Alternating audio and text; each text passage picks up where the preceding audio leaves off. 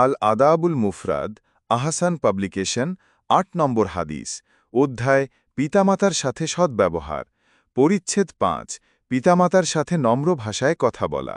৮ তাইসাল ইবেন মাইয়েস রহমতুল্লা আলাইহি বলেন, আমি যুদ্ধবিগ্রহে লিপ্ত ছিলাম। আমি কিছু পাপ কাজ করে বসি, যা আমার মতে কবিরা গুনাহ শামিল। আমি তা ইবনে উমর রাদিয়াল্লাহু তাআলা আনহু এর কাছে উল্লেখ করলে তিনি জিজ্ঞেস করেন, তা কি? আমি বললাম, এই ব্যাপার। তিনি বলেন, এগুলো কবিরা গুনাহের অন্তর্ভুক্ত নয়। কবিরা গুনাহ ৯টি।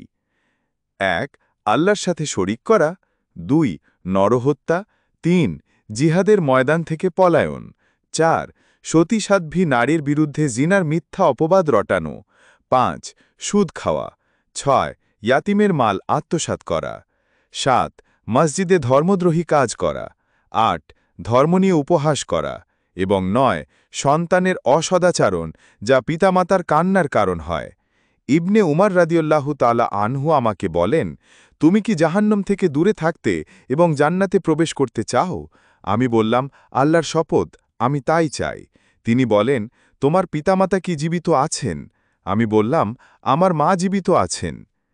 তিনি বলেন, আল্লাহর শপথ, তুমি তার সাথে নম্র ভাষায় কথা বললে এবং তার ভরণ পোষণ করলে তুমি অবশ্যই জান্নাতে প্রবেশ করবে, যদি কবিরা গুনাহসমূহ থেকে বিরত থাকো। তাবারির তাফসির, আব্দুর রাজ্জাক আল খারাইতির মাসহাবিউল আখলাক। হাদিসের মান সহিহ।